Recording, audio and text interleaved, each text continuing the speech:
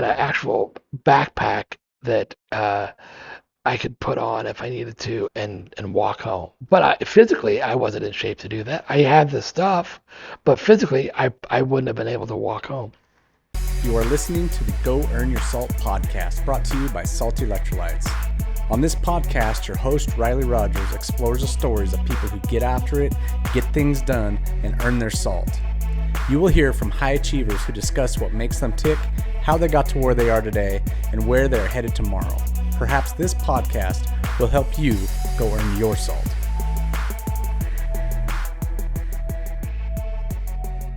Today, I've got my cousin Todd on here, and Todd has, we've been friends my whole life and cousins, so we're, Todd's got an interesting story. So he grew up with his dad as a long haul trucker, and ever since I just was a little boy, and my earliest memories were always these big trucks that would pull in once in a while, and Todd was always on board and jumping off there with his dad coming back from a big trip, and it just seemed like an interesting life to me. And then as Todd grew, he went into that industry and has had some pretty remarkable success there.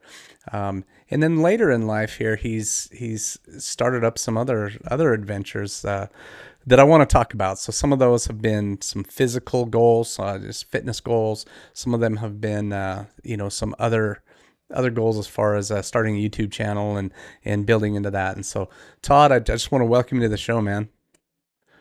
Hey, thanks, Riley. It's an honor. It's a pleasure. Yeah. Well, talk to us about me. that. Tell the audience kind of who you are, where you grew up, what life looked like as a kid. Okay.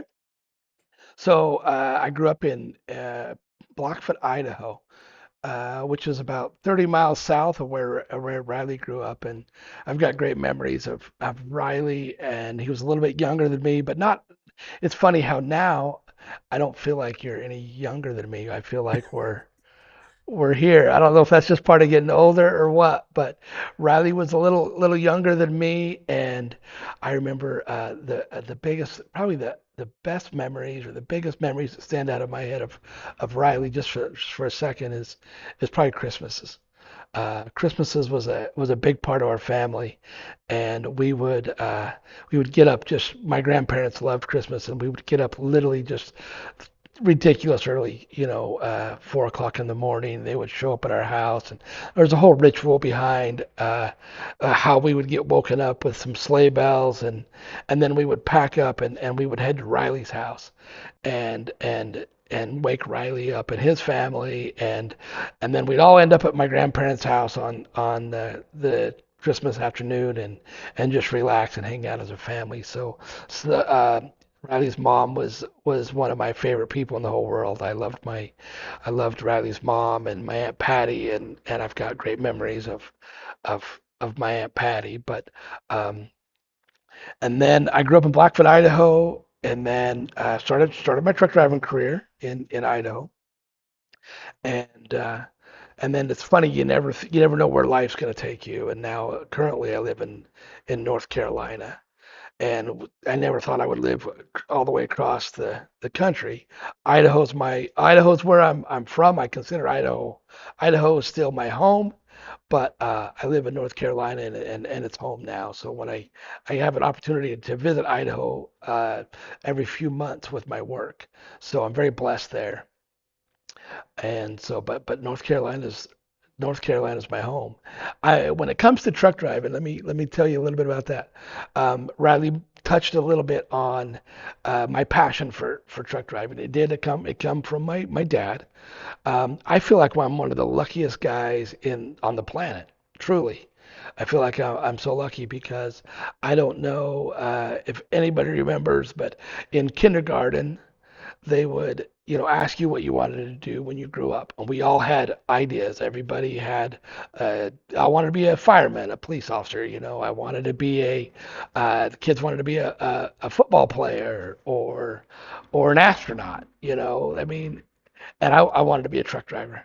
I wanted to be a truck driver since the time I was had memories of what I wanted to be. So I feel like I'm one of the luckiest guys in the world to be actually able to live my dream.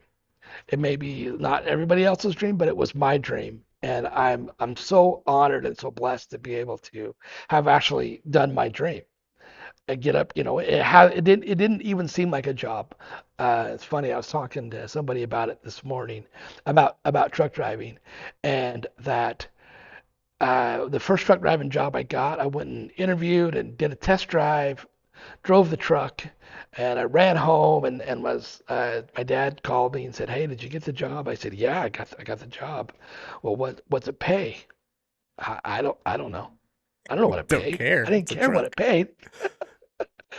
I said, but I got to drive this really cool Peterbilt, so you got to see this truck. And so that's where it came from. Uh, I would drive. I tell people I would drive for free, and to be honest, I feel like being an owner operator, I have driven for free. There were times where I wasn't making much money, but I love doing it, and I just that's my passion. So Well, yeah. talk about that a little bit, because people who aren't familiar with how the industry works, myself included, for the most part, I understand some of it, but you said as an owner operator, you didn't make much money. Why? What's the structure look like? What happens there? The profit margin in trucking is so small. And as fuel prices and commodity prices go up and down, uh, as far as just an independent guy, and I'm lucky because I haven't really been an independent guy too often. I've been a common carrier for other carriers, so I've been able to lease my equipment on to somebody else that set up the loads, and I was able to do that. So I've been lucky in that fact, and I've been lucky to be with good companies.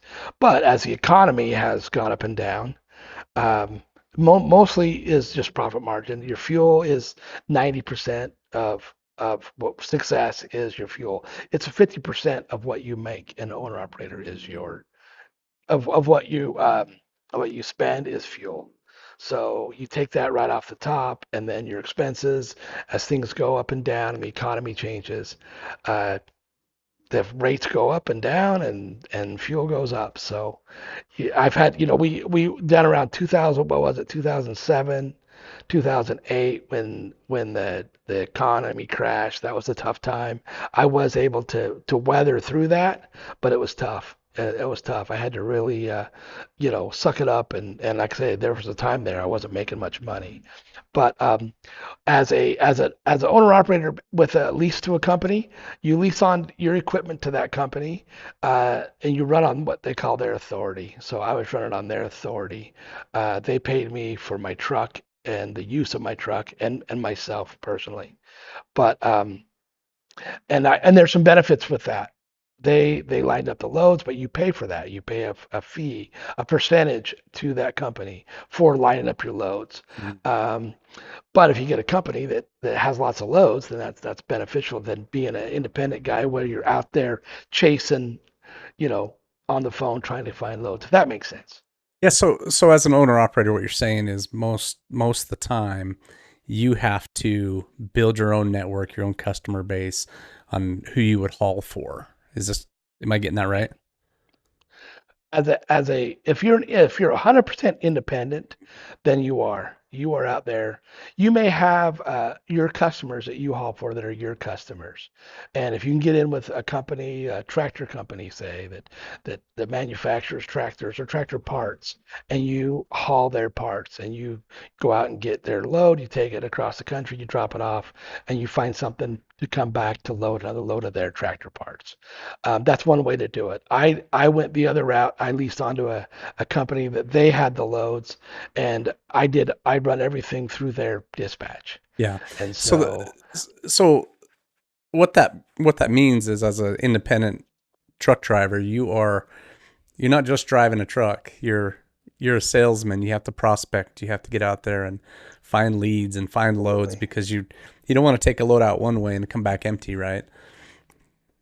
Oh, absolutely not. Absolutely not. It's really fascinating, man, because it's part of, we take a trip somewhere and we see semi trucks all the time, and don't give it a second thought on what that guy's life looks like, right? Talk Oh, and about there was some dark times in that. I made some mistakes. Uh, I I pulled reefers for a while that was the refrigerated trailers. I owned the truck, I owned the trailer, and was hauling other people's loads for a company. I was leased onto them, and I picked up a load of chicken in Alabama, and I'd been driving pretty hard, and I was tired, and I loaded a load of chicken, and it was refrigerated load, and I hauled it from Alabama to Idaho, actually, out there by your neck of the woods to Wilder. And I got to Wilder, opened up the doors, and the cool air just came rolling out. It's a hot day, and the guy said, "Hey, what's your temperature set at?" I said, "10 below." That's what they told me in to set my reefer at in Alabama. And he says, "No, this is a fresh load. This is supposed to be 36 degrees." So I'd froze that load of chicken, and that was on me.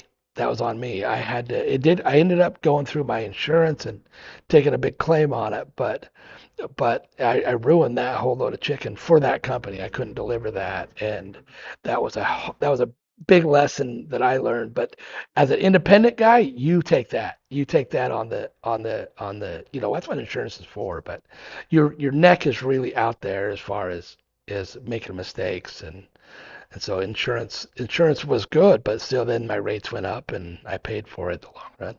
so what's a load like that cost? Like what's the value of that thing? So when you had to file an insurance That claim. this was probably 2008, 2009, and it was like $110,000 of chicken.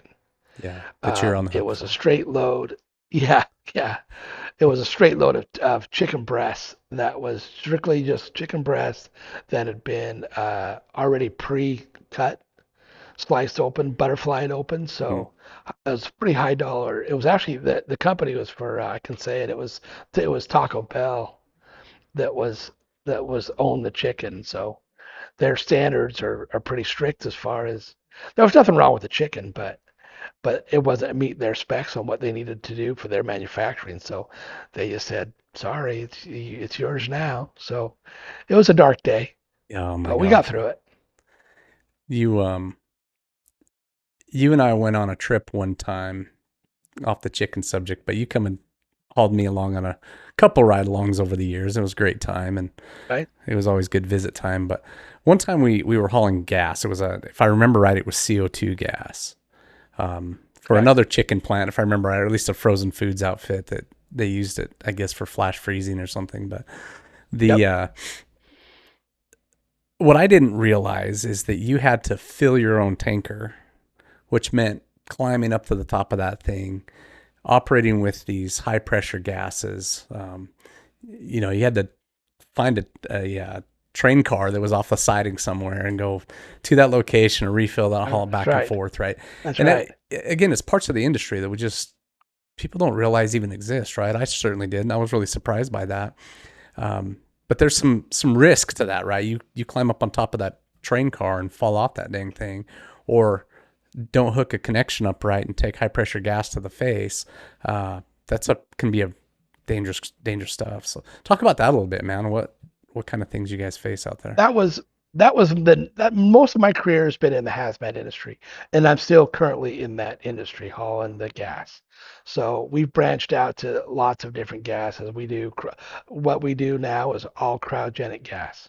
So now I've kind of transitioned out of the driving aspect of the industry, and I'm into the management side of it. And so, but we're still doing cryogenic gas, anything that's is cryogenically cold, and so we're still doing that. But safety is huge.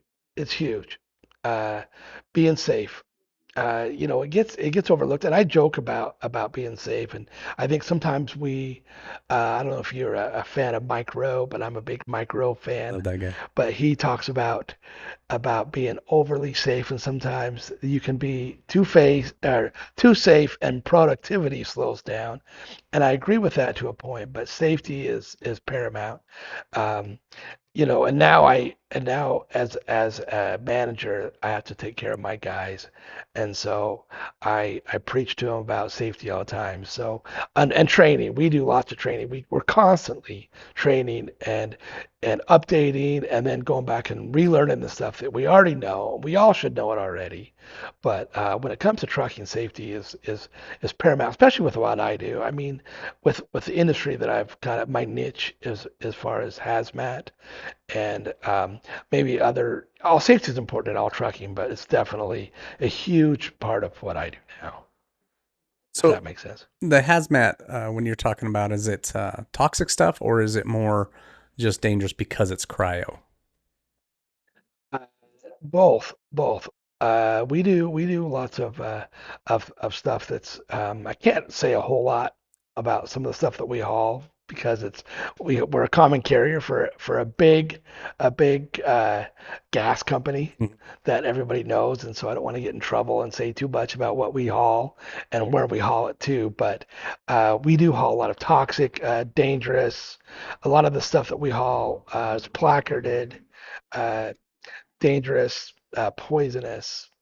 The pressure itself is dangerous, but then we haul, even some I can't say, but we haul some pretty nasty, some pretty Yeah, nasty stuff that inhalation hazard. If you breathe it in, um, you can't breathe it in. So you have to make sure that you take all the precautions in securement and the handling of it so that you don't get a face full of it. And some of the things we do, we have to have respirators and lots of precautions on doing that. So that's really interesting, man, because you're, again, that's something that we don't think about all the time. We see these little placards on the back of a trailer and we just drive by and it says, hazmat or says flammable, this kind of stuff on there. But we don't realize that the driver had some pretty um, direct contact potentially with those chemicals and whatever's on board there. Like I said, that surprised me when we went out and I saw how involved you were about having to be educated to actually fill the truck off that train car. To me, I was just like, man, I didn't even know this was a thing.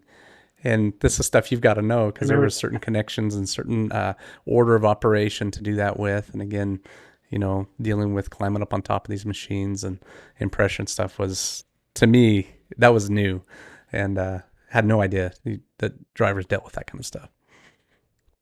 funny thing about that now that you made me remember that is we took that out to the same chicken plant that I froze that load of chicken. That was the The same same place. that was the same place that 10 years earlier I'd that's where I delivered that chicken load to and froze it.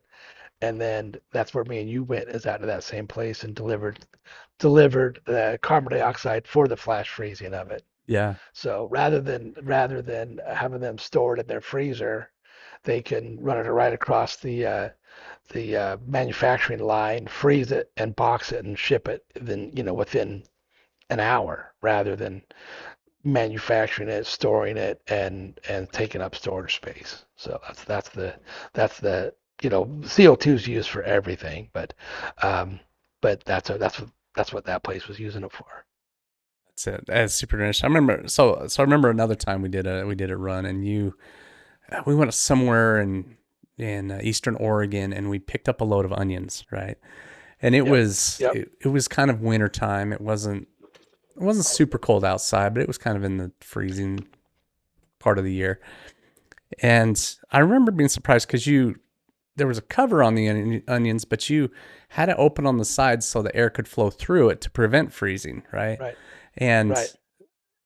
again, these are things that I didn't realize that you were responsible for. We're in this, like, I can't remember what we had, 50 something thousand pounds of onions on this truck, right? And again, don't remember where you were taking them, but I remember being kind of caught off guard with that. Like, oh man, you've got to keep these things open so that the air doesn't get stagnant. It keeps them from freezing. Again, that was kind of awe-inspiring to me because I kind of learned something about moving air and how that all physics worked, but then um, there was that kind of realization that Todd's got to know what the crap he's doing here, and then in addition to that, there was, you were discussing with me like weight distribution and how you had to dictate how that load was put on that trailer to the guys at the plant that were loading it. You know, it's like it's got to be in this zone because this is the weight of my truck, and we got to have axle weights all line up for, you know, weighing in at the weigh stations, and you know, all that kind of stuff you were talking about was fascinating to me. I'm just talk about that stuff a little bit, man. Like all the different regulation you have to deal with. You know, there's a little bit of math. There's a little bit of math involved with driving truck. I never thought I was not that really good at math, but there's a little bit of math involved in truck driving that you got to keep straight. Um, and then like what you're talking about on produce is and I don't even know how that works, but I know that if you have air moving through a product, it won't freeze. As long as the air is moving through those onions, even cold air, it won't freeze. I know that in potato cellars in Idaho, they're the same process. They run ventilation through there, and so they can store those potatoes in, you know, cold temperatures in Idaho, well below freezing, but they keep air circulating through the cellars and they don't freeze. Somehow that you would think that blasting cold air on something would freeze it, but it's the opposite. It keeps them from freezing. So um, on my hazmat side, I'm fascinated myself personally by the cryogenic industry. I am just it's science, and I love being involved in science. I've had the opportunity to work with United Launch Alliance. I don't know if you've ever heard of United Launch Alliance, but they launch all the rockets for they're a contractor to NASA. Uh, NASA doesn't launch their own rockets; they hire contractors to launch their rockets. And there's a company called United Launch Alliance, and I worked for about 3 years on a big missile project. It was a Delta IV project, and so we launched the biggest rocket that's ever gone into outer space. It's called the Delta IV Heavy. And so, which all my part was is hauling nitrogen or hydrogen and oxygen. That's all rocket fuel is there's no, um, there's no magic to it. They just hydrogen, oxygen, light it on fire, run it through a nozzle, and up the rocket goes. So but it was fascinating to be involved in that and just cryogenic. The vacuum, our trailers are all vacuum sealed, and understand that vacuum, your windows at your house have a vacuum on them. It's the same principle. In order to keep that product, a lot of times our product we haul are you know a couple hundred degrees below zero, like um, nitrogen and oxygen are well below 200 degrees below zero. In order to keep that, you have to have a vacuum around your trailer. So there's a double walled trailer that you see going down the road. Well, there's a vacuum between that, just like your windows on your house have a vacuum. The perfect vacuum is the best insulation that you can have. Right. It's just no air, which is no molecules to bump into each other. As long as this they suck basically all the air out of the trailers, and there's very little. There's never no such thing as a perfect vacuum on Earth. The only perfect vacuum is in outer space. That's the only perfect vacuum. We can't duplicate that uh, on Earth. So but it's interesting to me that that's how we do it. We create outer space as much as we can inside the trailers to keep the molecules from from bouncing together to create heat. As long as they're not bouncing together, then it's a good insulation, and that's what we use in my industry as insulation is vacuum. That's interesting to me. I learned that um, there's no such thing as cold. There's no such thing on Earth as cold. There's just heat and lack of heat. There's Right. no there's a perfect vacuum which is perfectly cold, which is no heat, and then there is on the opposite spectrum is nuclear fusion, and that's the opposite. There's outer space and there's nuclear fusion and everything in between. So, um, but I've really enjoyed learning about how that works and how it pertains to my job. And if you lose your vacuum, then your product gets warm and it vents, and you don't want it to vent. That's a bad thing. So, So um, vent. So it's this is the interesting. interesting thing, right? So you've got these super cold gases that are condensed down often into a liquid, right? And then Right. if that warms up, then those expand. And so when you say vents, that's a safety valve that goes off and just basically empties the It tank, is. right? It is. It is. And you know, you'll see what 90% of what I do is hauling out of what they call air separators, and that's all it is. It's just you'll see them. You'll see them when you drive down the road. There's these big square boxes that are up in the sky, and there's just it's a big air column, and all they're doing is sucking the air out of the sky, and they cool it and they separate it. Every molecule of air will turn into a liquid at some temperature. Temperature, sure. So they just cool it and they circulate that air, and as it cools, and as soon as that oxygen cools at a certain temperature, turns into a liquid. As soon as it turns into a liquid, they store it in this tank.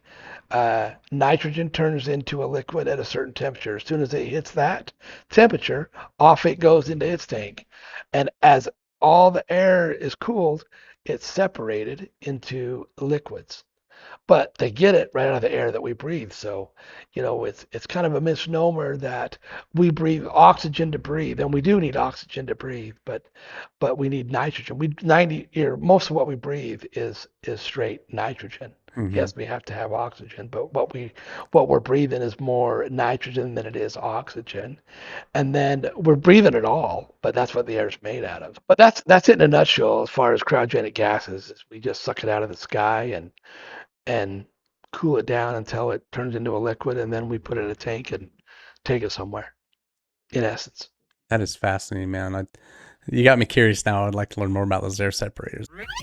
Business owners, I want to talk to you for a second. Do you have a retail space inside your location? If so, I want you to think about something. Your customers are buying electrolytes. You know that, right? The problem is they're not buying them from you. Well, Salty Electrolytes can help fix that with their wholesale program. They can bring these sales to you in-house so that your customers get the electrolytes they love from the company they love, you. All you have to do is head over to goearnyourSalt.com and scroll to the bottom of the page and click Apply for Wholesale. Do it now before you forget. I know your type, I'm one of you. Once again, that's goearnyourSalt.com. The link is at the bottom of the homepage. There will also be a link in the description on this video. And now, my friends, go earn your salt. It's basically the same as the it's way they pretty cool refine fuel, right? But they're just doing it with air. doing it there. And now what I specialize in now is uh, some of these places that mix these gases together to make certain gases for industries. Mostly what I use is what they call electronic gas. And so electronic gas is my customers are on Semiconductor, Micron, they're in Boise, um, Texas Instruments, these people that make computer chips. So mostly what I do is supply the gases, haul the gases for the suppliers. I don't make the gas, I don't manufacture the gas. Um, our company just ships it to the places that need it for manufacturing. But it's mostly what I deal with as far as the trucks that I manage are delivering that to semiconductors for what they call electronic gas, and that's mixtures. They'll take all kinds of these gases and mix them together, and it's pretty interesting to me because it makes them kind of unstable and uh, some of these gases are fine in a cylinder that's upright, but if you turn the cylinder sideways and they mix, then it causes a reaction. So you got to make sure that everything stays in a line. And I don't, I nerd out on this kind of stuff. I know I'm a truck driver, but I really nerd out on the cryogenic stuff. That kind of stuff to me is so dang fascinating, man. I could just go on with this conversation all day. To the maybe the boredom of my audience, but I tell you what, it's pretty dang fascinating to me. Um, we'll talk about this, man. How many trucks do you manage today? Well, our trucks do the trucks that I manage. I work for a company. I'm not going to say the company, but I work for a company that we have as a company, we have about 130 trucks on the road. I manage a portion of those trucks doing the electronic gas. We have runs that kind of cover the whole country. So probably 30 drivers total that are under my control that I just got to make sure it's nothing to it. I just got to make sure that they're where they need to be when to be there, and if they have a breakdown or safety issues, or I'm kind of a liaison with the companies at, if there's a problem with deliveries, then I'm the guy that they call for. I just put out fires basically is all I do. The firefighter of the so That's what it is. so what's that look like, man? When you're I just am curious what a day to day looks like because you're talking 130 trucks. We call them 18 wheelers for a reason. That's a lot of tires. That's a lot of fuel. That's a lot of mechanical repairs. Um, do you manage all of that? I do. Now, let me. We've got people that if we have a breakdown or a tires that we have outside, we have local mechanics, and then we have outside mechanics. Outside, I guess they'd be. I don't know what I'm a miss on the name, but they schedule. If a truck breaks down on the road, they're going to find a shop and get in the shop. The driver usually calls me and says, "Hey, Todd, I've got this going on," and then I'll instruct them to call whoever to fix whatever they need done. So I just kind of herd them. But it's funny because you've heard of the law of the 80/20 law. Have you ever heard of the 80/20 law? It is the same with me trucking as an industry. I've got um, 80% of my work is caused by 20% of my guys. I've got 20% of my guys call me for everything. You know what I mean? Just nonsense, and takes up a lot of my time. And then the other 80% I don't hear from, and I've got to call them and be like, "Hey man, you guys okay? You need Correct. anything? You're good? Yeah, Todd, we're good." So but then I've got guys that call me to ask me if they can stop for lunch. I mean, it's just ridiculous. You know what I mean? It's like, yeah, dude, I'm go eat. exaggerating a little bit, but yeah, yeah, dude. What are you calling me for? What do you don't need to call me for that. Don't bug me. But So talk about that that's how from it just is. But from a manager standpoint, right? You've got these guys who some of them are just higher maintenance than others. How do you how do you gracefully I deal with struggle. that without getting sarcastic, man? Well, let me tell you. I didn't I'm a manager, and I didn't ask to be the manager. Okay.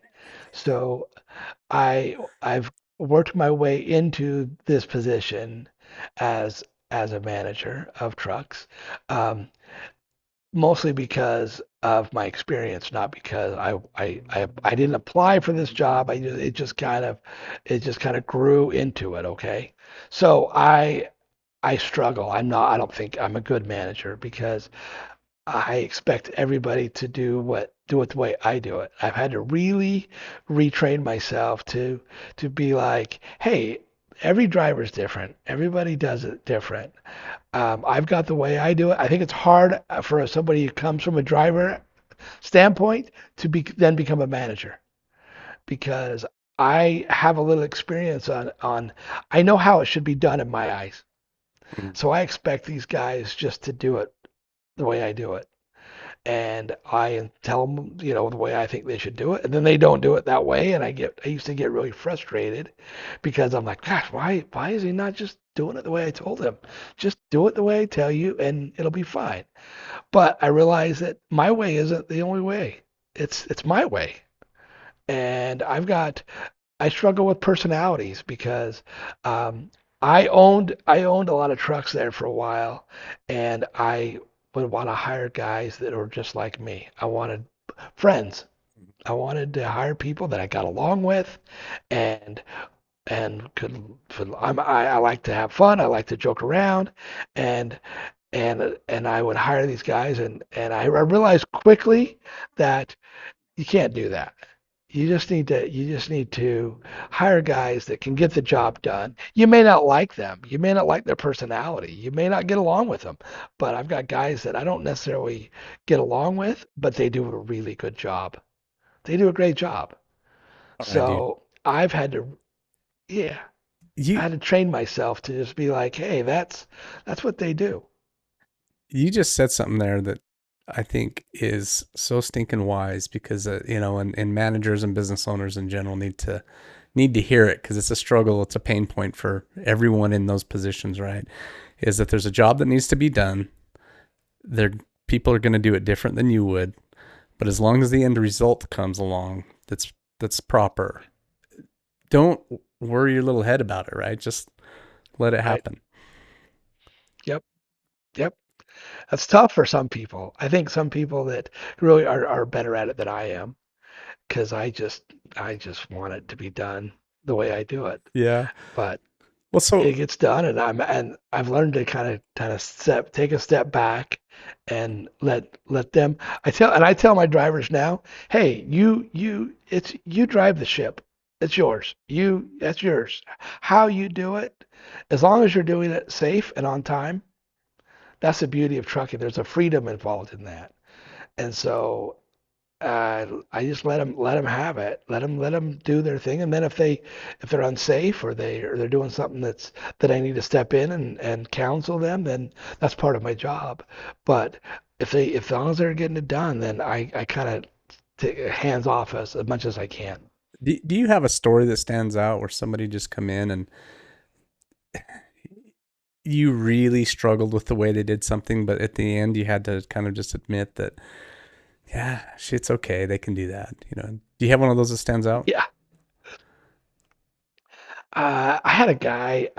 Maybe this is. I don't know if this is where this is the pertaining to this, but I had a guy that was a storyteller. If somebody said he's a one-upper, you know what I mean? Okay.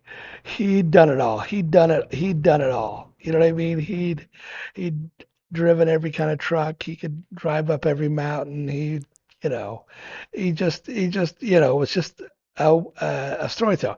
And I didn't believe 90 if he did everything he said he did, he'd be 200 years old. You know what I mean? There's no way.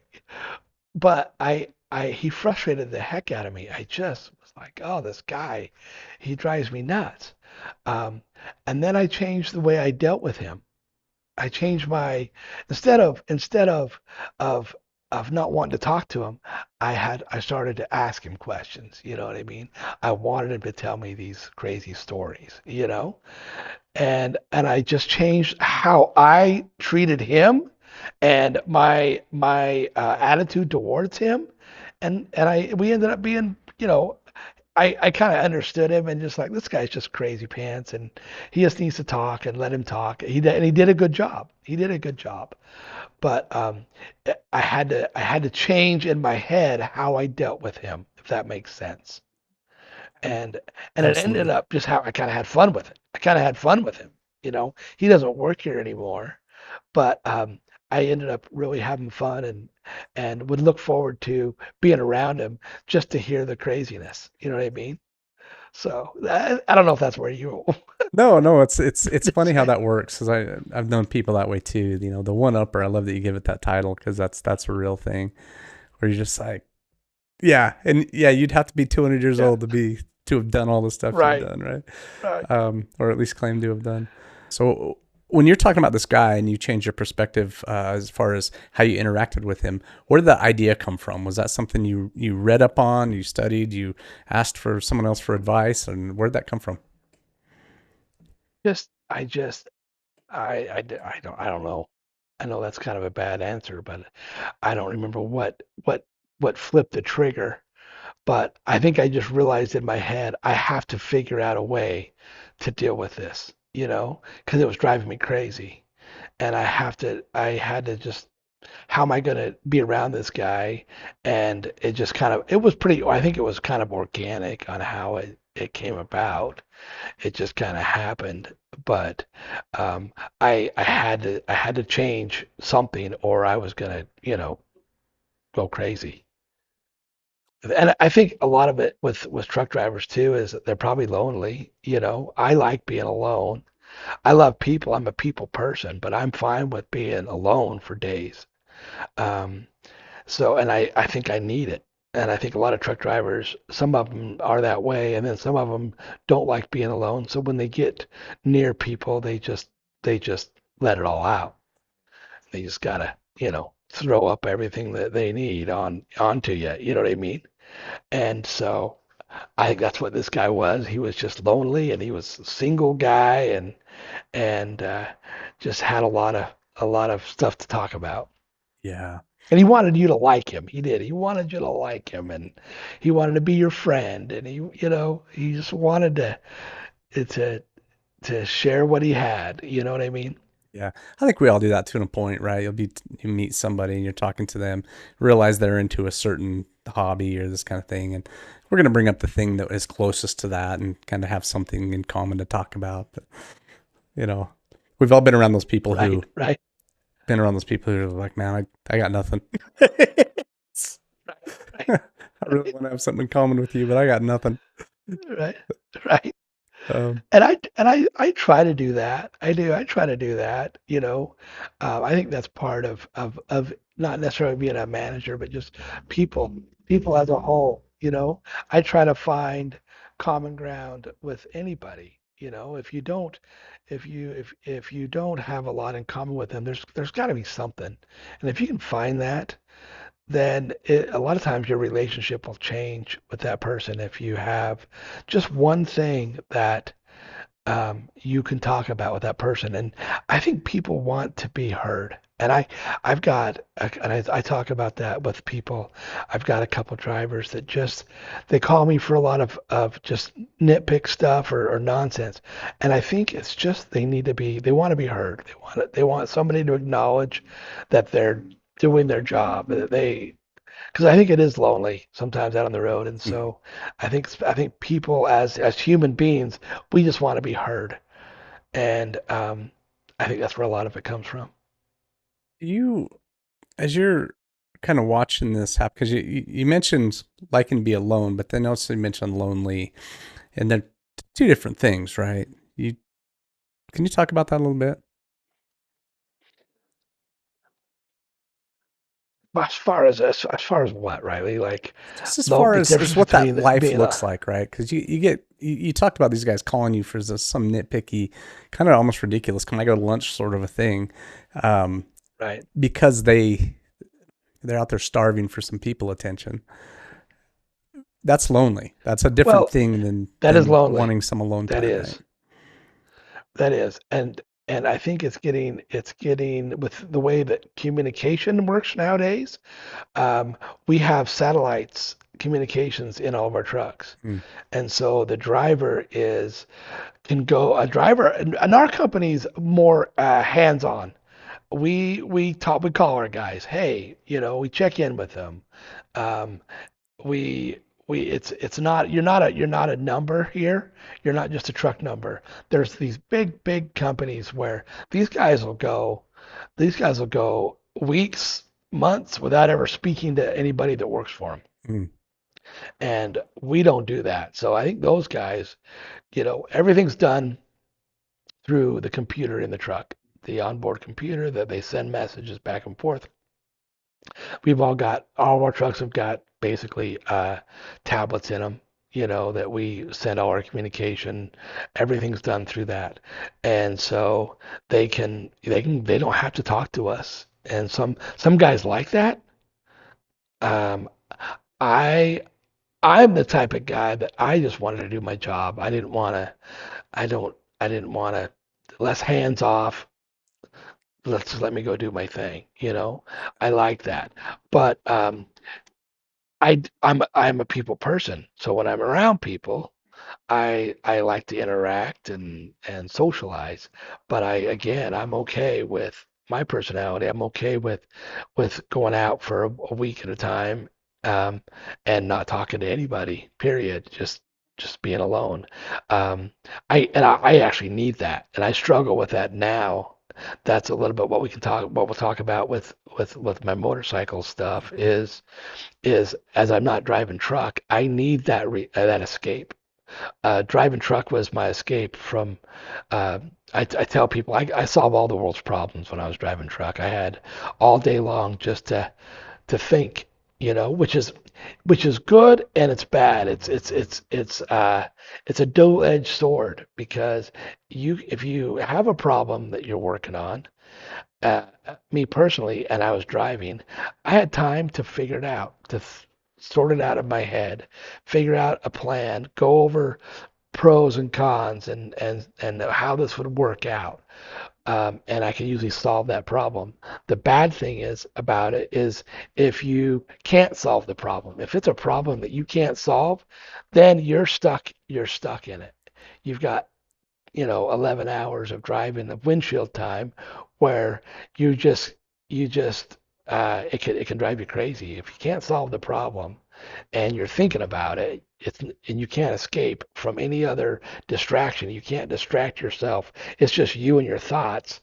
Then it can be excruciating mentally. I hear you, man. Some of my best ideas come when I'm on a long road trip, man. I got 12-hour day in front of Yes, me and man, I get 4 hours into that thing and all of a sudden the ideas just start.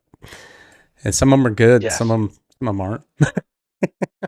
right, right, I this podcast came actually from that. I was on a 20 hours driving from Dallas to back to Boise and I had been down there for this conference with a whole bunch of people that I just really look up to, kind of guys I've known over the years from a distance and got to meet in person. And I was like, man, I'm meeting so many of these really cool people that have had some kind of outside influence in my life. And now I have a direct connection to them. Like, why would I not do a podcast and interview these guys and pick their brains on right. And so, yeah, that's where that came from was windshield time, man. So I hear you on that. Yep. Um, talk about this a little bit. So you had used the phrase "you never know where life is going to take you" um, earlier in the podcast, and one of those things happened as you were driving truck for a long time. One of the kind of the things that happens often with truck drivers is they gain a lot of weight, right? And Absolutely. It's horrible. yeah, well, so talk about what that looks like first, and I want to talk about when you fell and broke your leg, and I want to kind of segue into that. Okay. So yeah, I to go clear back, I did a few years of the Marine Corps, and I come out of the Marine Corps in probably the best shape of my life. And I was healthy, I was strong, and I transitioned into driving truck. And it's probably I think I don't know of any other profession that can be worse than driving a truck as far as your diet.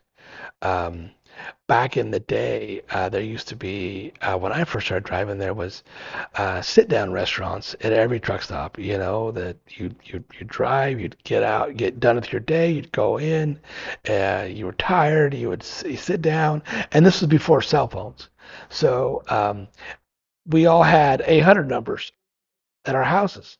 It's just like a Verizon phone plan now. Every phone company had an option to have an 800 number that you could set up at your house to where you could call home and talk to your wife, loved ones, and reduce cost. So you would go in. I don't know if you remember. A lot of people probably don't. At truck stops, all had telephones at the table, corded telephones at the table. You would sit down at the table and you would order you some dinner, and you would call your wife, and you would talk to your wife while you were having dinner, and there'd be 15 truck drivers all sitting at their tables with their just like we do now, with our phones in our ear, talking to your family. um, and then you would hang up and go out and go to bed. um, so that was probably more healthy than the way it is now. Because as I started driving, they transitioned to they've taken out the sit down restaurants and putting in Taco Bells and uh, Wendy's, and now now you can just wheel in and grab a greasy hamburger and some French fries and a milkshake and go out, and you're driving 11 hours a day. Back when I first started driving, we could only drive 10 hours. Now we've upped that to 11. There's some rule changes that have made it to where you can drive up to 11 now. You gotta take a little longer break, but still you're just eating, and then you're tired. So what do you do? What do you do when you're tired?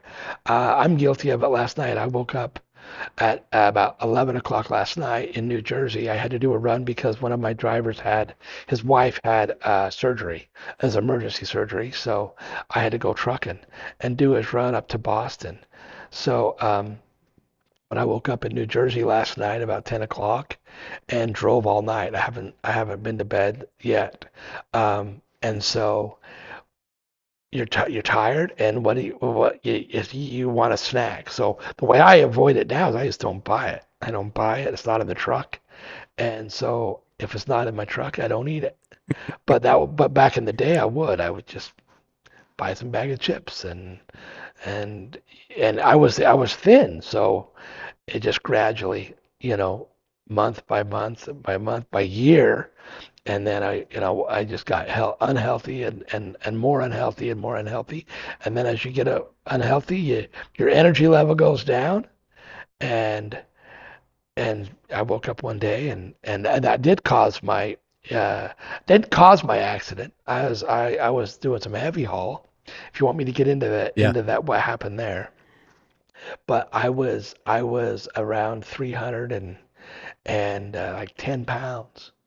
And I was hauling heavy equipment back then, and I had a big dozer on the back of my truck, and I stepped out, and it was about 10 feet high, big D11N, which is about as big a dozer as they make. It was going to a mine, and I tripped, and coming out of the cab, and fell out and landed right on my heels, on my feet, but at 310 pounds, um, that's a lot of weight to support on your tibia and fibia, and I just crushed them. They didn't break. They broke in about 25 pieces, just little tiny pieces Oh, really? in your leg, and it just shattered the both tibias and fibias. So, um, and you would think that, I was off work there for about a year.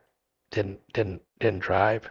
Was in a wheelchair for a long time, and that was hard. And then I had to, basically, I had bad, and I actually during this process I lost a lot of weight. I made it a goal during that time to lose some weight, so I lost weight during the heal process, How much? and my legs. What's that? How much? Do you remember? Not a ton, maybe 50 pounds, maybe 50 Not a pounds. ton, just 50 I pounds. wasn't ex Yeah, not a ton. I wasn't exercising, so I was just dieting, just Mm. eating less and cooking at home, and that was a lot easier to eat healthy at home. Um, and my muscles atrophied. My legs just I had little girl legs. They were just little tiny, you know, legs, and I was a big guy, and so I had to strengthen my muscles back up when I went back to work. So it was a slog, but went right back to driving, and my diet was still bad, and I put the weight back on. So I guess it's such. And now I'm not going to throw my son under the bus because he's healthy and in pretty good shape, but I see how he's eating, and I'm telling him, Cade, man, you gotta change it now because I don't want you to end up like I did. And he's got he doesn't think he's in good shape. So he's like, but his eating habits aren't. aren't good. And we talk about it all the time, and he knows what he's got to do, and we talk about it, but it's such an unhealthy lifestyle.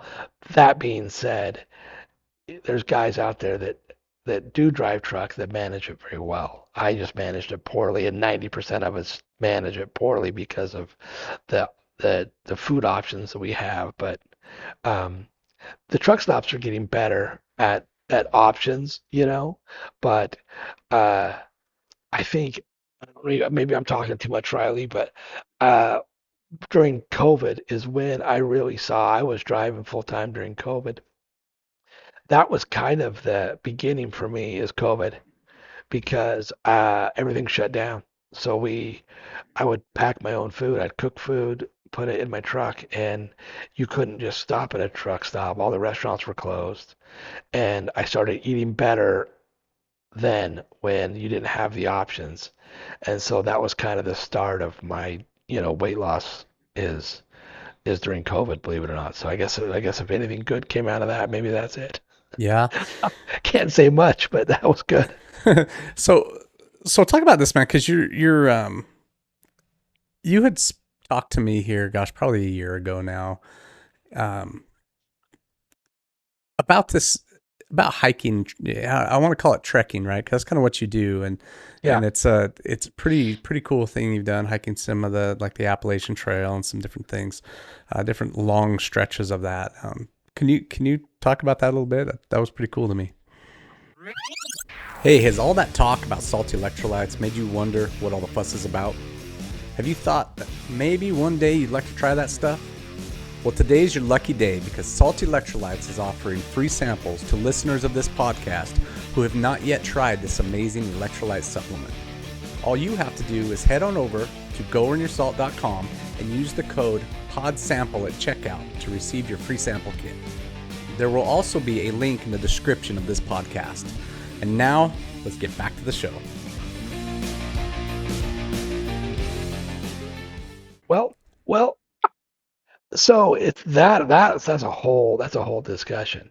Um, I it all goes back to energy, and I realize that food is energy, and if you eat the right foods, then you have energy. So I had all this energy, newfound energy, like I was saying earlier about, you eat bad food and you didn't want it, you gain weight, and you just had no energy. I didn't have any energy to exercise or do anything. So you start putting the right fuel into your body, and food is fuel. It fuels us and gives us energy. And once I had all this energy, I wanted to do something with it. So it's kind of a dual thing. So um, maybe I'm gonna embarrass myself a little bit, but I am a prepper. So I don't think that there's going to be a zombie apocalypse or anything like that, but I have seen probably through COVID, and that's kind of when it started, is out here everything just shut down. The stores shut down. Everything just you couldn't get what you needed here. There's a lot of people here, and the grocery stores were chaotic. And I said during that time, I said, never again am I gonna um, be worried about that. So I started to uh, prepare myself and my family and storing, enough food for myself and my wife's family and our kids and um, getting supplies, even camping supplies and stuff like that. And so that's where that happened. And one thing about it was I thought if and let me tell you this.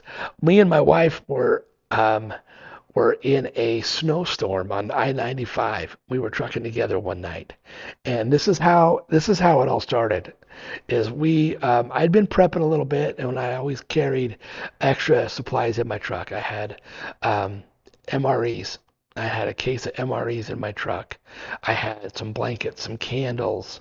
I had an actual backpack that I could put on if I needed to and walk home, And so we were, but physically I wasn't in shape to do that. I had the stuff, but physically I wouldn't have been able to walk home. So we got stuck up on I-95 during the snow apocalypse or whatever they called it, and we sat up there for 3 days on the interstate, um, and we were fine. We were fine. We were fine. I had a semi truck full of fuel. In fact, people were coming to our truck. We had food. We were handing out food. We were handing out blankets. We were letting people just get in our truck and stay warm. We had a gal that was in a RV that was almost out of gas, and she was traveling for a job up in Massachusetts, and one of those Sprinter vans. And she's like, I'm freezing. I don't have any more diesel. If I run it anymore, it's gonna not get me out of here. And a lot of cars did once it was, traffic started moving. Half the cars were out of gas, but she spent the night in our truck, just staying warm. We weren't sleeping. We were all just kind of dozing off, but it was a little uncomfortable for us and my wife and her. But we stayed warm, and a lot of people thanked us for. Had phone calls the next morning, that guys or a couple ladies that were stuck out there with their kids, that their husbands wanted to talk to us and thank us for giving their families food. And so, but during that we were talking. I said, if we had to walk home from here, could we walk home? Could we do it? Could I physically? We've got the stuff. Could I physically walk home? And that I was no way could I walk. We were about 120 miles away from home. We weren't far away from home. So I decided that time that I was going to get in shape to where if I had to walk home from anywhere, I could walk home, and that's what started it. So I would get I would road walk at first. I would just get my backpack and we would go out, and my wife would drive us out 30 miles in just on the road and just drop me off, and we'd walk home. I was doing it with her kids too, and it was kind of fun. It bonds us together. But we would just walk as far as we could and sleep in people's backyards and, duck out into the woods, kind of stealth camping or whatever you call it. But and that's what started it. Is we started walking and started walking with packs. Um, and I started figuring out gear and becoming kind of a gearhead when it comes to lighter gear. Man, that first time I did it, I think Hmm. my pack weighed 50 pounds. And I learned real fast that that ain't gonna work. You know what I mean? That ain't gonna work. So, I kind of went down that rabbit hole and started to invest in better gear. And then once we got, done with that stuff, I'm like, all right, let's go. We got the stuff. Let's go hiking.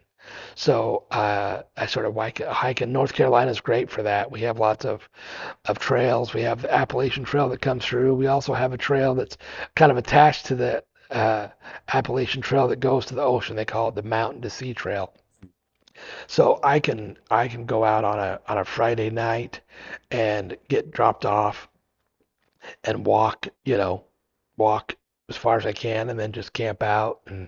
And my wife doesn't love it near as much as I do, but she's gone out a couple times. But I'll just go as far and then call her in a couple days and say this is where I'm at, and she'll come and pick me up and bring me home. But there's lots of good hiking. But that's how it started, to be honest. That is super cool, man. And then you've taken that from this hiking, trekking, and you've added adventure bikes into it too now. So, adventure bikes, for you guys who don't know, is they're basically a dirt bike with some storage capacity on them. That, um, yeah, it's a motorcycle, and you can go just about anywhere in the dang things, and they're powerful enough generally to travel highway speeds if you get on highways, but they're also very off-road worthy. So as you're in the backcountry, you can still maneuver around and talk about that a little bit. Well, as far as the adventure bikes, they're horrible. They're horrible bikes. They're not good at anything. Um, they're not good. They're not good dirt bikes, Right. and they're not good road bikes. But they do both of them fair. You know what I mean? So I've got bikes that are really good on the road now that I've went down this journey, and I've got straight up dirt bikes that are super capable in in the mountains and the terrain. But my adventure bike is not it's I say that, but it's not good at either one of them. It's not a great road bike and it's not the most capable dirt bike, but we do it. We do it. We get it done on them. So um, that I have to blame my son on this. So I lost a lot of weight and was doing the adventure outdoors. He just really got into the outdoors. So I was in actually visiting him. My son lives in Idaho, and we were. He's a big dirt biker. He'd been riding dirt bikes for a long time, and so we were sitting on his couch, and he had a video on TV about the Idaho BDR, which is a back road discovery uh, Route, right? route. Yeah, back road discovery route.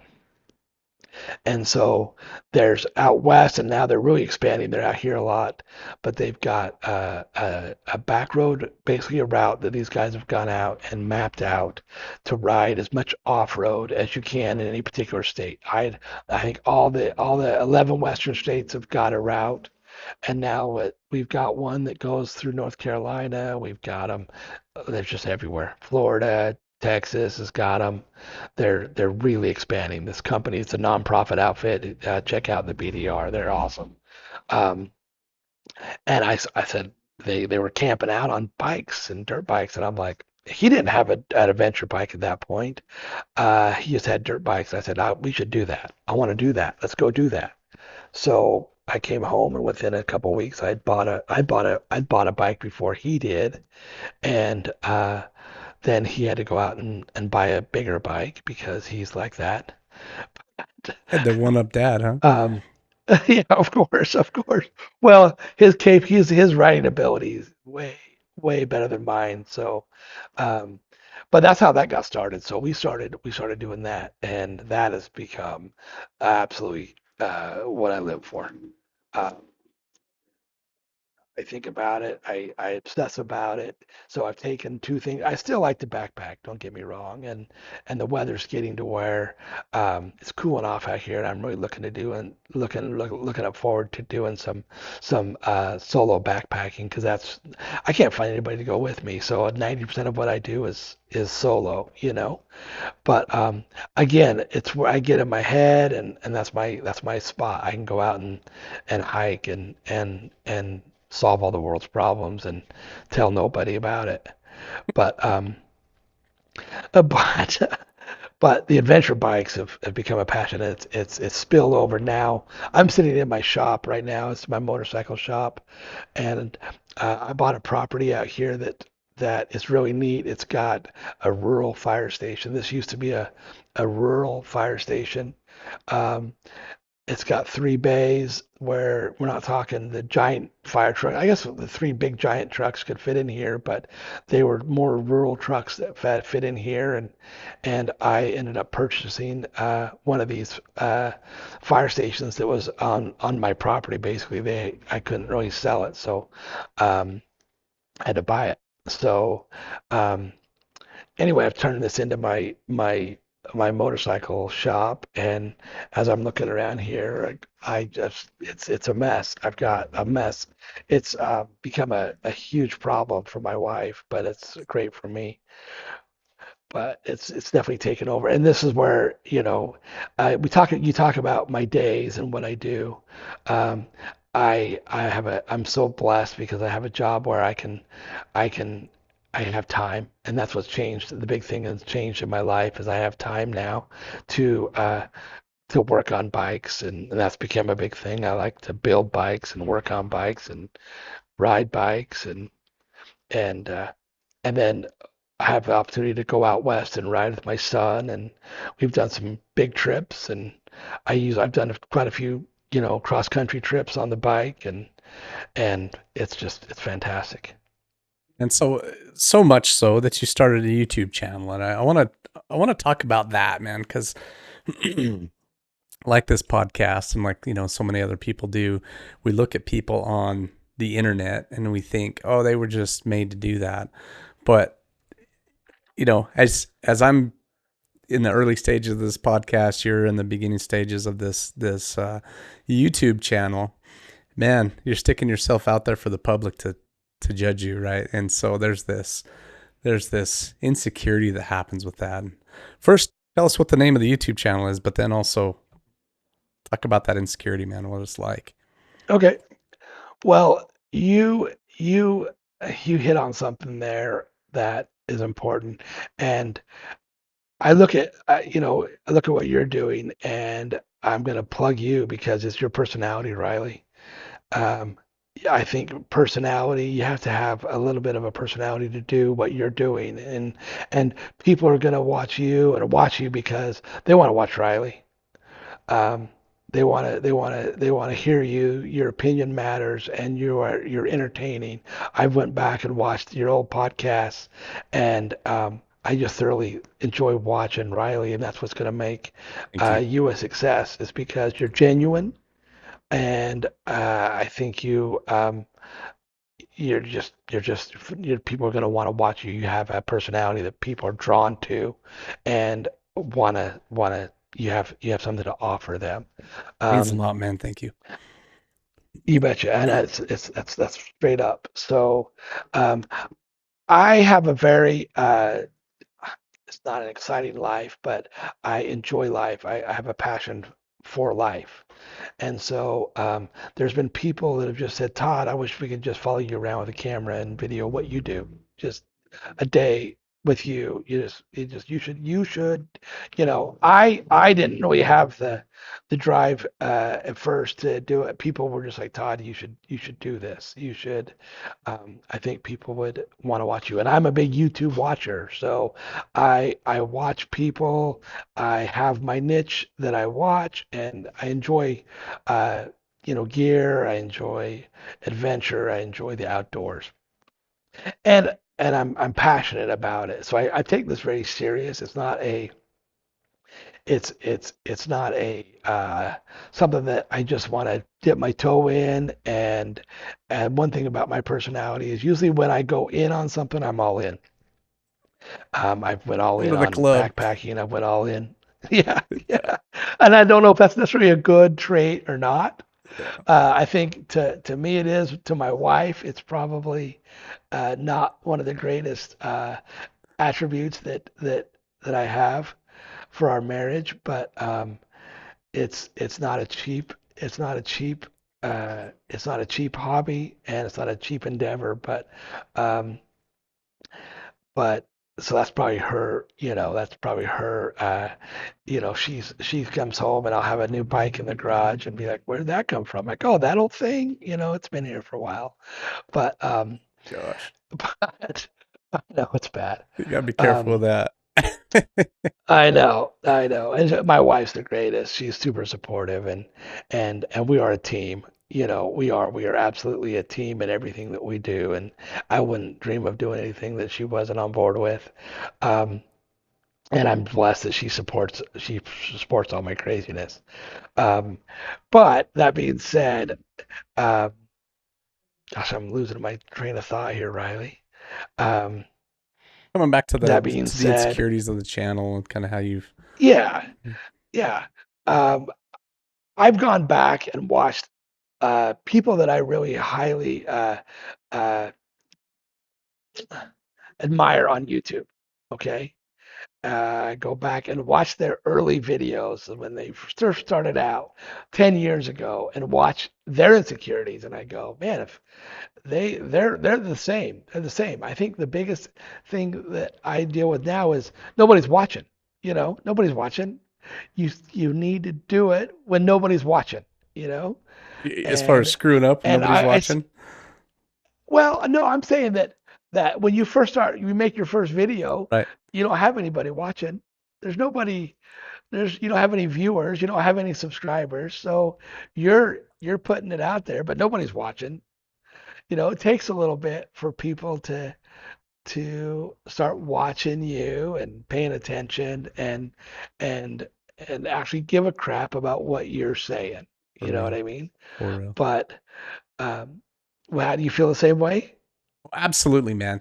No, that insecurity is kind of real. That realization that uh, one of the things you mentioned there was you look back at these other people's early videos And I did that, man. I remember, in fact, I remember years ago watching, there's a channel, Demolition Ranch, right?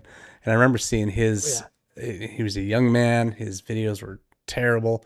They, and I remember that was encouraging to me back then. I was like, oh, this dude's just getting started. Then I got to see what he became and how good he became on camera and how comfortable he became and what a right. personality kind of developed there and how he really found his voice, and it was a great channel, and became one of the, you know, very influential YouTuber. Great. And I thought, Yeah, crap, man, this was just a kid who started doing some videos, and again, they were terrible at first. So why can't mine be terrible? You know, I'm gonna look right. back 5 years from now and think, oh, this is that's some bull crap that happened back there. But you've got to get through that Right. hump, and it's given me a big respect for people. You know, you stick yourself out Oh yeah, there, realizing that, yeah, I'm gonna suck at this for a while, and but eventually I will get better, just like everything else in life, right? right. But I feel like you have passion for what you do, and I think if you have that passion, uh, and you are excited about it, and I think you have to, you know, eh, not take yourself too seriously because I don't take myself too Real. seriously. So I'm able to joke around, and when I do my editing, people laugh because I don't edit a lot of the stuff out. If I make a mistake or I am talking nonsense, I'll usually leave it in because it's to me it's more authentic Real. Yeah. uh, than if in real. And the feedback I'm getting right now is people like that. People enjoy that um, that I'm more authentic, and but my personality is starting to come out more in my videos as I get more comfortable, Mhm. and um, I think you have to and don't take this wrong, but like I think you have to like yourself. I think you have to like your own personality to do this. I think that if you don't like that, it's not going to come through, and I think you've got to like it for other people to like it. Does that make sense? Yeah, man, I feel like one of the things as I was preparing for this podcast, you tell me if you experience the same thing, is I would go listen to other people's, and just for the sake of like, are they putting on a character or are they just being themselves? And what do themselves look like? And Right, I don't know if you right. ever listen to like Lex Friedman or Sean Ryan or, you know, Oh yeah, everybody listened oh to yeah. Joe Rogan and stuff, but you listen to these guys and they're just them and they're very different, right? Yes, Rogan's a super entertaining, yes, kind of more energetic yes. personality, but then Lex Friedman is like, he's dry as a bone, but super interesting because he's just being Lex, man. He's just doing his thing Right, and he's not trying to put on a character that's fake. And so it's authentic and so therefore it's right. relatable. And it's like, cool, man. These guys are just being them. There's different types of YouTubers. Okay, there's guys that I watch in the motorcycle genre that are there's a guy named Ian that does it's called Big Rock Moto, and he's down in California, and he if you want to know about a certain bike, he's the guy that you want to if you want to know about a KTM 690 Adventure. You Google him on his channel, and he's going to go in depth. Now, he's not the most energetic guy. He's not the most entertaining guy to listen to. He's not. He's not. But I go to him for information. Mhm. He's my guy that I go watch if I want to know every spec about that bike. If I want to know the ins and outs, how tall it is, what it's like to ride it, um, every spec sheet, spec on that bike. He's the guy you go to. You know what I mean? But his personality is a little dry and a Sure. little bit deadpan. You know what I mean? But I still watch everything he makes because he is just a very knowledgeable and he does a good job. He's got a niche and he goes there and that's what he does. And I not say I don't like him because I enjoy his videos and it's him.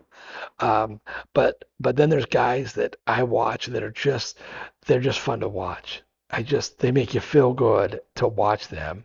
And so I kind of want to go somewhere in between. kind of right in the middle there. I kind of want to be somebody that um, uh, you can come to for information on it, but that my passion comes through, and that people are like, "Gosh, this guy's kind of funny," and I enjoy watching his video. So Your videos um, that I've seen so I far, hope that's where I'm at. your videos that I've seen so far are very much just you, man. Because you're in personal conversation, you're a bit goofy. The jokes are flying all the time. There's a little sarcasm in Right, there. There's there's all these things, and sometimes I think when we first start, we're very dry because we just are nervous as crap, man. right. You get on there and it's Oh like, man, yeah, I don't know what to do. I'm just a redneck from Idaho, and yeah, yeah, as you get more comfortable, those jokes can start to come out, and as people get to know you more, some of the I think about some insider jokes can start coming through because you've connected with the audience at a certain level. Um, but I want to ask, man, have you had the hater comments yet? not a lot, not a lot. I don't really have the hater comments. Got a few where the know-it-all, the know-it-all. You know what I mean? We had a video that we had a bike breakdown. We were out in Idaho, and a bike broke down, and we were kind of wrenching on this bike, and there was a guy that was telling us all the stuff we were doing wrong. You know what I mean? All the stuff we were doing wrong, and it's not what we thought it was. It's this, and you're gonna get that, and I don't. It doesn't bother me. It makes me again. It kind of goes back to my guy that the one upper guy that I was talking about. I kind of go, you know what? You're gonna have that, and any comment's a good comment, so I'll take them. I'll Yeah, take them. Let's let's let's hear it. Uh, and I hope to be the type of guy that I've got pretty big shoulders, and I let a lot of that stuff just roll off me in life. And so I hope that I can transition that into my YouTube videos and not let, I mean, you're gonna get it, but, and not that I don't care, because I do care, but I hope that I can let a lot of that just slide off. it's funny because I had some law enforcement guests on my podcast, and in fact, there's an episode, maybe the one that launched today. I'm trying to remember. Is law enforcement too, and that's a for whatever reason, you just got these people out there who hate cops no matter what. It's like Right, they right. just, and I've gotten a few of those comments where I'm just like, dude, this guy's just quacked out, and I don't really care what he has to say, but thanks for the Right, comment, man. If I right. got you wound up emotional enough Yes, to make a comment yes, just because I yes. had a certain guest on the show, then great, man. Hope that sticks with you. Right. uh, And you know my stance politically. I'm a conservative guy, and I I you know I think a little bit of that comes out, and I'm proud of it. I'm not gonna shy away from it, but I am gonna try to not be political on yeah, my genre and my niche. You know uh, it's just gonna be motorcycle. That's what I love. That's what I like. And it's camping and stuff like that. I hear what you're saying because it's funny. I'm so involved in the jujitsu world, but this is not a jujitsu Right. podcast, right? This is a high Right. achievers podcast, and a lot of those people that I Oh, great. relate to that are high achievers are in the jujitsu world, but not all of them. Right. But two jujitsu guys, man, we can just get talking about that, and all of a sudden I've had to dial back a couple episodes where I'm like, wait a second, we got to get off this subject because we're getting down this path where I'm gonna start boring the rest of the audience who isn't into Right. that thing. So Right. sticking with your niche is what I'm getting at. There is pretty Right. important when. Right. So, yeah, man, I think it's fascinating stuff. I think it's cool as heck that you're doing this, and we're kind of paralleled up in the time frame of this whole thing as we're both building this Yeah. new venture. It's fun. I talked about, there, and who was it? Who was it? Was it? I'm trying to remember the guy that said it. I think it was uh, Ronald Reagan, but I don't think it was Ronald Reagan. For some reason, that's sticking in my head about uh, find something that you enjoy doing, do your hobby and make your hobby your job, and you'll never work a day in your life. Somebody will know whose famous quote that was. But I felt that way with trucking. Is I've enjoyed trucking my whole life, and when I was doing it hardcore, it didn't feel like work. It didn't feel like a job. I was just lucky, and I felt lucky to be doing that. And that's where I'm at now. Is I am I am doing this, and yeah, you're finding out as much as I do that it's work. You have to uh, make your videos, you have to edit the videos, you have to. It's a commitment. I try. It's a product. And I do take it serious. So I want to give people the best product that I can give them of myself and the information and entertainment value. Hope that comes through.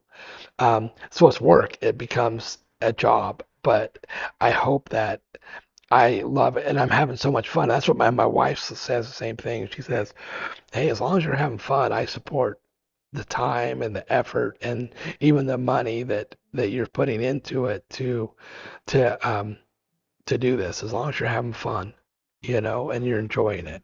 And that's what I hope. I just feel blessed to be having fun, and I'm doing what I want to do. Motorcycles are what I love, and outdoors is what I love. And so, gosh, why not? Why not? It's fun. Awesome.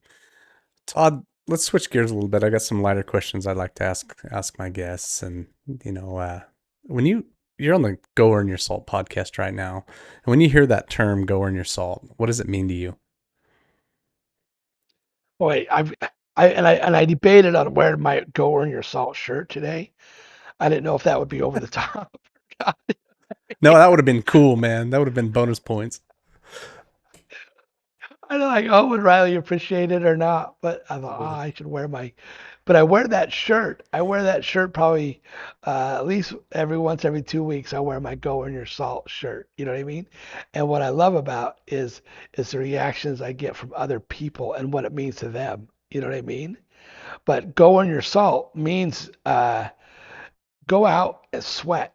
Go out and do what you do. Do your passion, and put the effort into it. Go earn your salt. Um, uh, I know what perspiration is. I know what hard work is. I've always been a worker. I've always been. I'm not patting myself on the back. I'm not saying but work is something that I enjoy doing. I like putting my. Um, I'm not an idle person. Even when I was heavy, my job was driving truck, and I was in it. And I love driving truck and would put in the time. Um, so that's what it means to me is putting your effort into it and and and not just doing it lackadaisy that you earn it and you gotta put a little sweat into it. Nice, That's what it means to nice. me. Todd, what's your favorite band of all time? My favorite band, gosh, Riley. I'm Shoot. a I'm a music guy. If you look on my arm here, I've got a tattoo of a VU meter, and anybody who grew up in the 80s and had a big boom box, every boombox had that VU meter on it. So that's my homage to music. I'm a big music guy. Um, I would probably have to say hmm, um, Bob Seger Bob is not Seger. necessarily a band, but I would say Bob Seger if I had to go to my favorite musician would be Bob Seger, hands down. Oh, goodness, But man. I have a big spectrum. What is something Do you quirky? Oh, did go ahead. Go ahead. did you and on the Bob Seger, I'm a big ZZ Top fan. I love ZZ Top. I love Billy Gibbons. I've gone and seen ZZ Top perform a couple times, and I just love. They're one of my favorites, and he got his ZZ Top as great as they are, were inspired by Bob Seger. And if you Really? listen to Bob Seger play his guitar and you listen to Billy Gibbons play his guitar, um, they link up. The rhythms, the the riffs, um, It's Bob Seger all day long. And a lot of people don't, get that deep into it, but ZZ Top's one of the all-time greats, and he's patterned off of his style is off of Bob Seger. Dude, man, yeah. Anyway, So I digress. I'm like Digress. totally the opposite. I've never been much of a music fan, and I have my favorite bands and stuff, but I honestly I could count them on the hand. And so noting the that you realize that there's similarity between two musicians, that would go right over my head, man. Gotcha. So now I'm gonna have to go check it out, though. I want to hear it. You got to go check it out. Todd, what's something quirky about you that people don't know? I think it'll worky. Yeah, man. Um, Probably that I'm not a big action movie guy. I'm more of a romantic comedy guy than I am a action shoot 'em up, a movie guy. I don't like that stuff. You know what I mean? You're into Hallmark Um, movies, huh? no, that's too far. That's the line of where it ends right there. You know what I mean? But I'm just not a shoot 'em up uh, action, guns a blazing. I can't stand that stuff. So I'd rather watch a romantic comedy with my wife than that. I don't know if that's quirky or not, but that's a That's fact. I mean, I count that. So what's your favorite movie? Oh, gosh, I don't know if I have a favorite movie. Oh, my favorite movie of all time Yeah. is Lonesome Dove. That's easy. That's easy. Lonesome I don't Dove. know if I've ever even You seen remember that. that show? Oh my gosh, Riley, it's a Western. Um, it was actually not a movie. Uh, it's a mini series that was on TV. It was made for television, but it's like 6 hours long. But Hmm, it's just a big Western. It's got Tommy Lee Jones and oh, what's the other guy? I But like about that these guy. two old. Oh, dude, it's such a good goat. Lonesome Dove is the greatest movie in the world. I'll have to check it Yeah, out because it's yeah, I fan. have no It's idea. it's the greatest.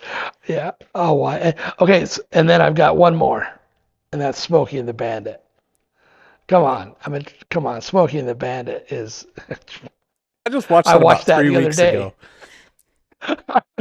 It was on YouTube. It showed up, and I've got it, a copy of it. But um, yeah, if it's yeah, Smokey and the Bandit's. All right, Todd. So I mean, it's childhood one of memory those. here of something that I thought about this earlier in the podcast when you were talking about just loving trucks as a kid. I didn't realize this, but I had these two kind of big, I don't know, 2 foot long semi truck toys when I was little. I was 3, 4 years Okay. old. Is when my parents were still married and they got divorced when I was 4. Oh Right. And wow. so Yep. Yep. I don't know if you remember those, but I got them for Christmas one year, but they were the Smokey and the Bandit semis. Do you remember those? Okay. Uh huh. Uh huh. Okay. I don't remember you getting them, So I had but I these remember those. trucks and I remember it because I'm pretty sure we were out at your house in Blackfoot when I got these.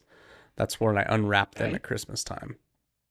And I just love those trucks. I thought the black and gold one was beautiful, and it was like to me that Oh was the yeah. best looking semi truck in the world. Again, this little boy, but I'd really liked that toy. Well, I had forgotten about it. All these years go by, and I'm 48 years old now, and long since had not thought about those toys. But when I watched the movie here just a few weeks ago, one of those trucks is in there. It's off the movie. And I Right. remember seeing it in the it's like a if I remember like a wagon and some horses on the side of the trailer or something. And Yep. Yep. um, Yep. dude, it was like these childhood memories come flooding back in my mind. I was like, oh, I had those trucks and I loved it, man. But Right. it made me think of you because, like I said, I think we were at your house when I unwrapped those. That wild? That's fun. That is funny, dude. That's Oh man. cool. All right, switching gears. Pizza, thick or thin crust? Pizza. Thin. Thin. I'm with you, man. All day. Yeah. Thin. Yeah. How about those ones where they put the sauce on top of the cheese? Is that okay? No, it's not okay. Not okay, right? That's unacceptable. Dude, we are related. Todd, have you ever been in a Yeah. fight? I have. Do tell. Oh, great, great. Um, um, I I think call me crazy, but I think every 5 years you should get in a fight. Um, I do, I do. The dopamine dump that you get from from fighting is greater than any dopamine dump. I am, and you know me, Riley. I'm even keeled. I'm always right here. You know what I'm saying? I'm always right here. Um, I don't my highs and lows are very manageable. I just kind of, coast along. So 90% of the time I'm even. But every once in a while I think you just gotta get it out. And um fighting is just one of those things that I think I let things build up. I don't get it out enough, so I let it build up. And then if I find the opportunity, this is probably horrible. Then if I find the opportunity and something comes up, then you get the aggression out, and it's like, I'm high for 3 days. You know what I mean? After being in a fight. But trucking, I think is always given me that opportunity to be in a position where somebody makes you mad or somebody, and I'm not the aggressor. I'm not a bully. I don't go around and pick fights. You know what I mean? But I'll, if I see an opportunity where I where it presents itself, um, yeah, I like to fight. Is that bad? Oh my gosh, dude. No, it's I think that's a dude thing for yeah. It might be. It might be. Yeah. It might be. Yeah, there's a reason I do jujitsu, right? It gets me in those Right. situations on a daily basis, and it's Right. you know, Right. they always turn out good because we're all Is it friends, but we all like to fight each other, and is it the same? Is it the same, Riley? Do you get that dopamine dump not of anymore. just, Um, you don't you? no, and What that's what I something that mean, I've really learned about it is there is a dopamine dump. Don't but I don't get the adrenaline spike. That's I guess what I'm going for. right, The dopamine's real. gotcha. After a Right, night right. of grappling with people and you're Oh trying to yeah, choke each other's neck or break each other's arms, and it's right. there is when it's done at the end of the evening, man, we're all just laying there in a puddle of sweat going, oh, this is the greatest thing Right. ever. So Right. yeah. So what do you do for that dopamine dump? Like, I get it from dirt bike riding. I get it from I know there's motorcycle people that like to ride motorcycles, but I like riding off-road. And when I'm riding, me and my wife went riding this weekend, and we were on a a trail, and you're just dealing with what's in front of you right now. Just instantly, your Hmm. mind can't be anywhere. You can't be focused on work or anything. Like, you got to be the next 10 feet, and what the terrain is, and your decision making is happening so fast that I can. That's mine. That's my release, and it's my dopamine. I mean, I just love it. What do you have something like that? All right, you sweaty buggers. That liquid dripping off your forehead and down your back contains minerals that are critical for high performance. If you don't put those minerals back, you're not going to perform well. This is where salty electrolytes comes in. Salt contains 6 electrolyte minerals plus a touch of iodine to help you replenish after a hard workout. Salt is the only electrolyte supplement to pair every mineral with its counterpart, giving you the most robust mineral profile on the market, period. Head over to goearnyoursalt.com today to get some for yourself. Use the code GOEARNYOURSALT to get 15% off your first order. And now, my friends, go earn your salt.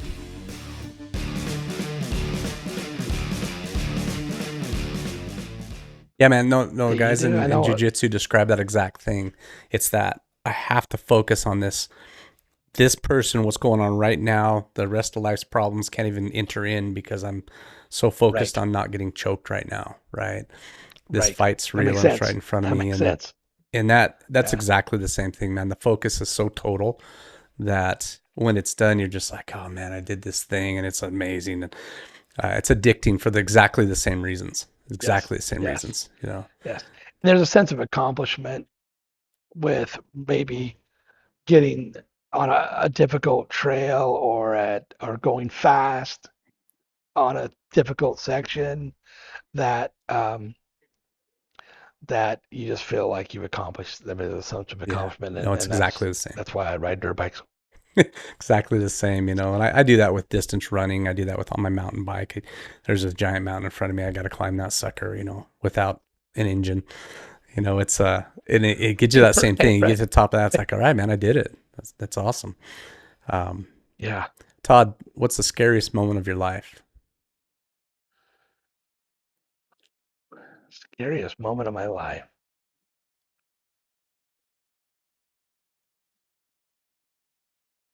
That's a tough one. The day my son was born, um, he was born with some, he wasn't breathing when he was born, and I thought, and my wife at the time was having difficulties with the childbirth, and there for about 2 hours. I thought I was going to lose them both.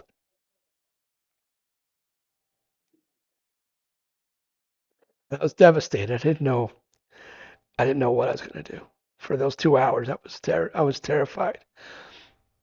I didn't know if my son was going to live, and I didn't know if my wife was going to live, and I thought I was going to lose them both. And I was going between my son and my wife, and I was 100% lost for about 2 hours. That was the scariest time of my life. It all worked out. It all worked out, but that was the most terrifying thing in my life. Dude, man, I don't know that I knew that, man. I don't know this first. Yeah, I didn't know that. That is Yeah, scary stuff. and it trumps everything. You can have experiences, but when it comes to people and my son is my best friend, and as far as a guy friend, he's I only have one son, and so we're very close. My wife is my best friend, as my partner. She's my partner. She's my life partner, and she's my everything. But my son is probably my best friend, that we have the same interests, and um, we're friends, you know what I mean? And so I've got a special relationship with him, and I'm thankful for that. Um, but yeah, that was absolutely and it was instant, because I never had a son before. I never had a child before, and all of a sudden I've got one, and and I thought I was going to lose it. So it's funny how that switch just goes when you have a kid. It's like you can't explain it. It was instant. So that was scary. Yeah, I bet, man. This one's a little tougher one. What's the best advice you've ever received? Man,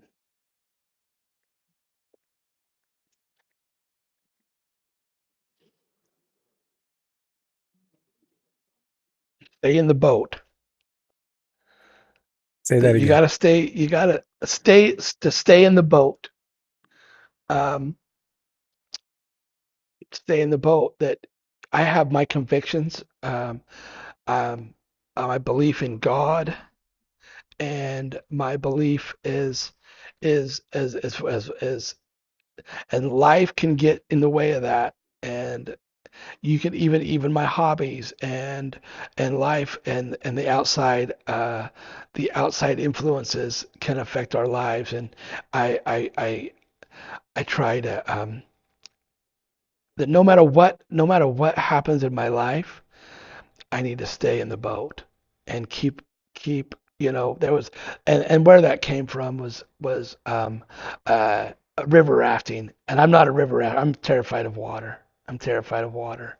But it goes back to guys that go whitewater rafting, and they're going through the rapids. They're going through the whitewater, and the guy says, "Hey, what if I do, you know, Um, what do I do? And the guy's like, just stay in the boat. Just hold on. Just stay in the boat. Don't fall out of the boat. Don't get out there in that white water. And that's the best advice I've ever got is one of my best friends out here is, we talk about life and God and beliefs. And he's like, just no matter what, stay in the boat. Um, Stay grounded. Don't get out of the boat. Don't get out in the white water. Don't get out and try to swim through it. Just stay in the boat and stay grounded and you'll get through it. You'll get through it and let it and ride it out, but don't get out. I don't know if that makes sense or not, but Makes sense, to me man. it's profound. Yeah. Todd, what's something on your bucket list? Um, oh, that's easy. I've got several. I want to go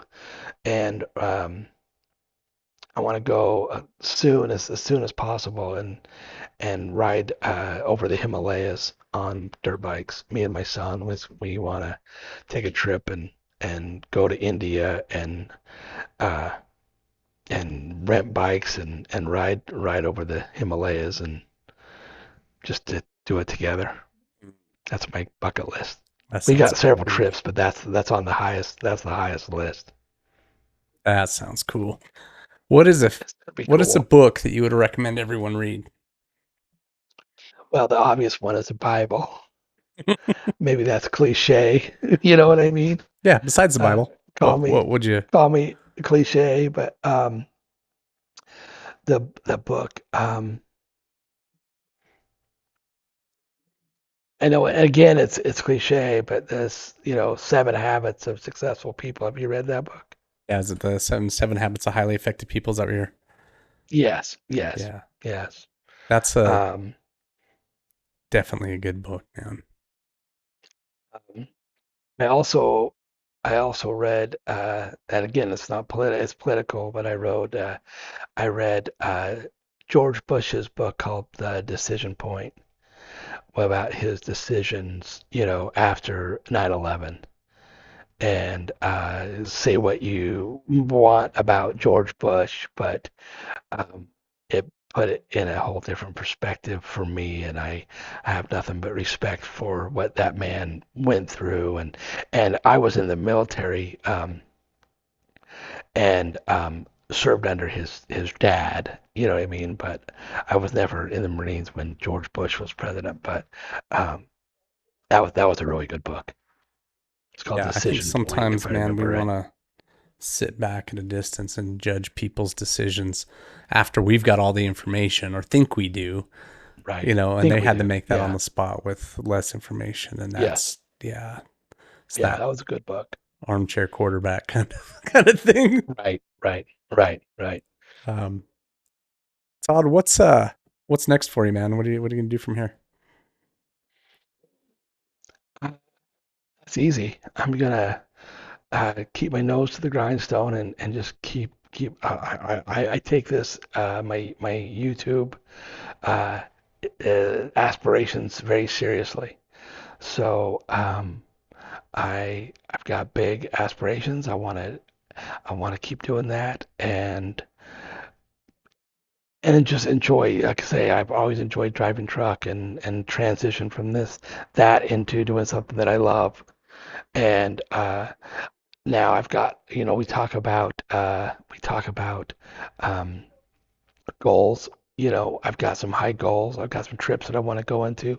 This'll kind of um, uh, go into what your neck of the woods. There's a race. There's a race on next year, Memorial Day in Idaho City, called the Idaho City 100, Yeah, and it's a 2-day dirt bike race, single track enduro race, and I would me and Cade would like to go and his friend Kenton, who's an amazing rider. If anybody watches my channel that will know Kenton. It's he's a good buddy of ours out in Idaho, but um, I would like to be physically able to ride that race and not necessarily it's just to finish it would be awesome. challenging race, man. But I that to, Have you been? I've been up to it and watched it several times, and we Gotcha. almost signed up for it. A friend of mine and I, we had these old dirt bikes, these old Yeah. 1980s dual shockers we were going to go up there and race on. That's awesome. And we had The some vintage people class. experienced in it. They're like, guys, it's a rough race, and you need to have a worthy machine, and these are not worthy machines. Right. So we opted out, but it yeah, that's some crazy terrain up there, man. Really fun. Yeah. I'd like to go do that. That's kind of on our, and it's a new thing that we're talking about, but we're talking about again physically just to be able to ride that for 2 days. Just the physicality of it Yeah. is it just it's going to take some work on it, on all of us parts. I am 53 years old, Riley. I don't uh I don't feel 53 in my head. My body feels 53, but mentally I don't feel 53. I know that sounds crazy, but um, I've talked to lots of people that are a lot older than me that say the same thing about being 80. My dad's getting up there and he's in his 80s, but he's got some little bit of dementia going on right now. But up until that, he was like, I don't feel 70s. I don't feel that. I still feel like a young guy. So my my mind still thinks the way I did in my 20s, for the most part, as far as hopes and dreams. But I don't even know where I was going with that. But there's reality, and so I'm not I'm physically able to ride and be a good rider, but I need to. My body is my limitation at this point, not my brain. My brain says I can do anything, but my body's a limitation, and so I really want to. I really want to. I don't have. I'm not as strong. Even when I was heavy, I was strong. I know that sounds crazy, but Not at all. physically, I was a little bit heavier weight, but I was way stronger than I am now. So I've lost a lot of weight, but I've lost a lot of muscle, and so um, I used to have I used to have big arms and and they're long gone. So I really want to get in physical better shape, and it's harder when you turn 50. Sure. But that's really on my bucket list is I eat right and I eat pretty healthy. I eat pretty clean now, but um, I really need to get, physically I need to get some strength and flexibility to keep doing what I want to do. But I've got goals and all, and it's fun to work on it every day. You know what I mean? Yeah. Todd, tell us where you can be found, man. What's the YouTube channel name? Okay. It's called Adventureography. So it's adventures dash ography. Um, and they're one of my favorite musicians sing a song called Cowboyography. Had an album called Cowboyography, a Western singer out there, and he was actually a Canadian guy. But I always liked that song or that the title of his album was he talked about being a cowboy as Cowboyography, and so I always liked that. So I thought it'd be a fun thing to pattern my channel off of adventureography and kind of a story of adventure and my story. So that's where you can find me. Awesome, man. We'll put a link in the description so that everybody can click on that and Great. see what you're That'd be up great. I to. appreciate it. Yeah, That'd be man. great. Well, Todd, that's we're gonna wrap it up here, but I appreciate you coming on, dude. I love hearing about the progress and Absolutely. kind of, again, walking through these stages on both our parts of building these new ventures and, finding our voice and finding Exciting. where, walking through some of the same insecurities and the, trying to find our spot in this world of media, right? And I think it's cool. I think it's really cool. So thanks for coming and visiting, dude. And it's fun. Absolutely. Absolutely. Yeah. Riley, it's an honor. It's a pleasure. I really appreciate it. And I support everything you're doing. You're a good dude. Oh man, it's been a pleasure, Todd. Dude, go Yeah. earn your salt. Thanks for the opportunity. I will, man. Hey, you've just finished up this episode, and I want to know, are you or someone you know a getting after it, go earn your salt type of person? If so, message me directly on Instagram at the Go Earn Your Salt podcast, and perhaps we can have you on the show. Also, if you like this content, leave us a review, subscribe, and share with your friends. And perhaps this podcast can help you and them go earn your salt.